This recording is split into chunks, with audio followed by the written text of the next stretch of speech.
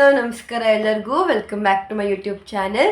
So ಇವತ್ತಿನ vlog ಏನಪ್ಪ ಅಂತ ಅಂದರೆ ಮೊಟ್ಟೆ ಕೋಳಿಲಿ ಹೇಗೆ ಬಿರಿಯಾನಿ ಮಾಡೋದು ಅಂತ ತೋರಿಸ್ಕೊಡ್ತೀನಿ ಬನ್ನಿ. ಇದಕ್ಕೆ ಬೇಕಾಗಿರೋ ಮಸಾಲ ಐಟಮ್ಸ್ ಬಂದು ಪಲಾವ್ ಎಲೆ, ಚಕ್ಕೆ, ಲವಂಗ, ಏಲಕ್ಕಿ, ಸೋಂಪು, ಅನಾನಸ್ ಹೂವು, ಕಲ್ಲು ಹೂವು, ಹಾಗೆ ಮರಾಠ ಮೊಗ್ಗು. ಇಲ್ಲಿ ಕೊತ್ತಂಬರಿ ಪುದೀನಾನ ಕಟ್ ಮಾಡಿ ಇಟ್ಕೊಂಡಿದ್ದೀನಿ.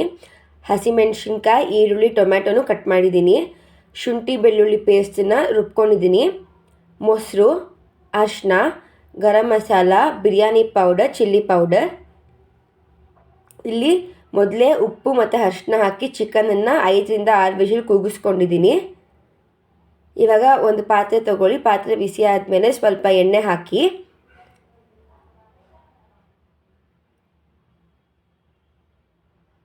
ಎಣ್ಣೆ ಚೆನ್ನಾಗಿ ಕಾದ್ಮೇಲೆ 2ರಿಂದ 3 ಟೇಬಲ್ ಸ್ಪೂನಷ್ಟು ತುಪ್ಪ ಹಾಕ್ಕೊಳ್ಳಿ. ಸೊ ದಟ್ ಫ್ಲೇವರ್ ಚೆನ್ನಾಗಿ ಬರುತ್ತೆ.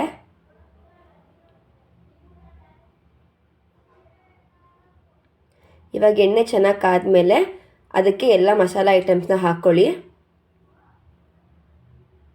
ಇವಾಗ ಈರುಳ್ಳಿ ಮತ್ತು ಹಸಿಮೆಣಸಿನ್ಕಾಯಿನ ಹಾಕ್ಕೊಂಡು ಗೋಲ್ಡನ್ ಬ್ರೌನ್ ಆಗೋ ತನಕ ಚೆನ್ನಾಗಿ ಫ್ರೈ ಮಾಡ್ಕೊಳ್ಳಿ.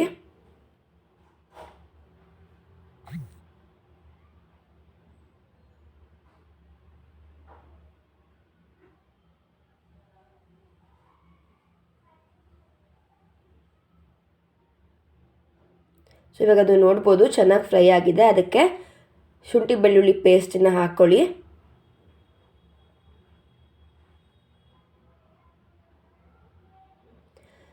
ಇವಾಗ ಶುಂಠಿ ಬೆಳ್ಳುಳ್ಳಿ ಪೇಸ್ಟು ಹಸಿ ವಾಸನೆ ಹೋಗೋ ತನಕ ಚೆನ್ನಾಗಿ ಫ್ರೈ ಮಾಡ್ಕೊಳ್ಳಿ.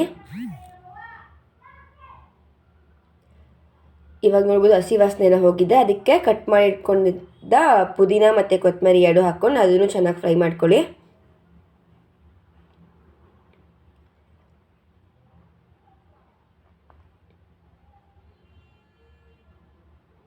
ಸೊ ಇವಾಗ ಇದು ಚೆನ್ನಾಗಿ ಫ್ರೈ ಆಗಿದೆ. ಅದಕ್ಕೆ ಟೊಮೆಟೊ ಹಾಕ್ಕೊಳ್ಳಿ.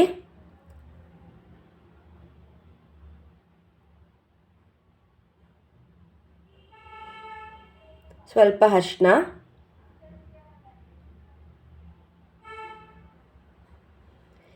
ಇವಾಗ ಇದಕ್ಕೆ ಖಾರದ ಪುಡಿ, ಗರಂ ಮಸಾಲ ಮತ್ತು ಬಿರಿಯಾನಿ ಪೌಡರ್ 3 ಹಾಕಿ ಎಣ್ಣೆಲ್ಲ ಚೆನ್ನಾಗಿ ಫ್ರೈ ಮಾಡಿ.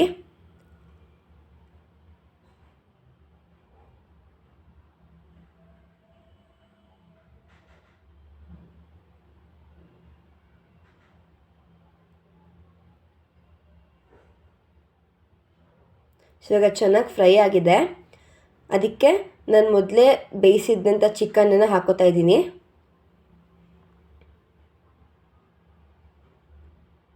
ಸೊ ಇವಾಗ ಒಂದು ಚೆನ್ನಾಗಿ ಮಿಕ್ಸ್ ಕೊಡಿ. ಅಲ್ಲಿರೋ ಮಸಾಲೆ ಎಲ್ಲ ಚಿಕನಿಗೆ ಚೆನ್ನಾಗಿ ಇಟ್ಕೊಳ್ಳಿ.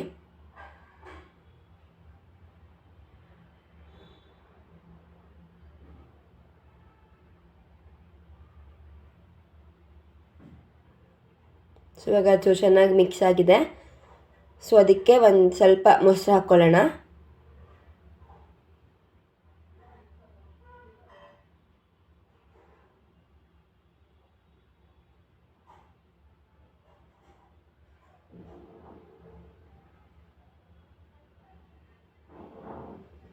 ಸೊ ಇವಾಗ ಅದು ಫುಲ್ ನೀಟಾಗಿ ಫ್ರೈ ಆಗಿದೆ. ಅದಕ್ಕೆ ನಾನು ಪಕ್ಕದಲ್ಲೇ ಆಲ್ರೆಡಿ ನೀರನ್ನ ಬಿಸಿ ಮಾಡಿದ್ದೀನಿ. ಸೊ ಆ ನೀರನ್ನ ಹಾಕ್ಕೊಳ್ಳೋಣ. ಇಲ್ಲಿ ನಾನು 4 ಗ್ಲಾಸ್ ಅಕ್ಕಿಗೆ 8 ಗ್ಲಾಸ್ ನೀರನ್ನ ಸೇರಿಸ್ಕೊತಾ ಇದ್ದೀನಿ.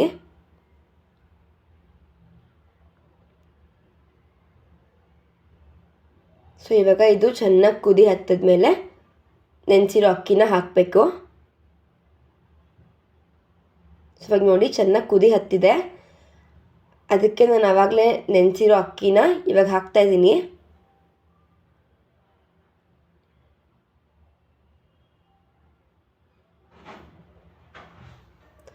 ಅಕ್ಕಿ ಹಾಕಿದ್ದೀನಿ. ಇವಾಗ ಇದು ಸ್ವಲ್ಪ ಕುದಿ ಹತ್ತಬೇಕು. ಸೊ ಸ್ವಲ್ಪ ಉಪ್ಪು ಹಾಕ್ಕೊಳ್ಳಿ. ಯಾಕೆಂದರೆ ಚಿಕನ್ಗೆ ನೀವು ಆಲ್ರೆಡಿ ಬೇಯಿಸ್ಬೇಕಾದ್ರೆ ಉಪ್ಪು ಹಾಕಿರ್ತೀರ. ಜಾಸ್ತಿ ಉಪ್ಪೆಲ್ಲ ತಿನ್ನೋಕ್ಕಾಗಲ್ಲ, ನೋಡ್ಕೊಂಡು ಹಾಕ್ಕೊಳ್ಳಿ.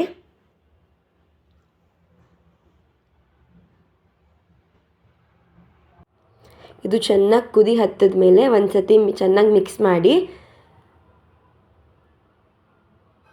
ಅದಕ್ಕೆ ಒಂದು ಸ್ವಲ್ಪ ನಿಂಬೆಹಣ್ಣು ರಸನ ಸೇರಿಸ್ಕೊಳ್ಳಿ.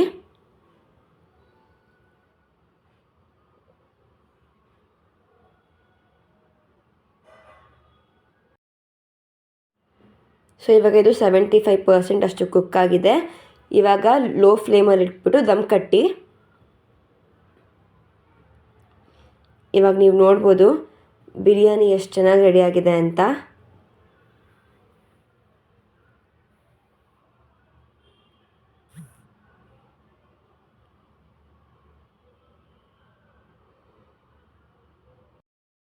ಯಾರಿಗೆಲ್ಲ ರೆಸಿಪಿ ಇಷ್ಟ ಆಗಿದೆ ಪ್ಲೀಸ್ ಒಂದು ಲೈಕ್, ಶೇರ್ ಆ್ಯಂಡ್ ಕಮೆಂಟ್ ಮಾಡಿ, ಹಾಗೆ ಸಬ್ಸ್ಕ್ರೈಬ್ ಮಾಡಿಕೊಂಡು ಸಪೋರ್ಟ್ ಮಾಡಿ. Thank you.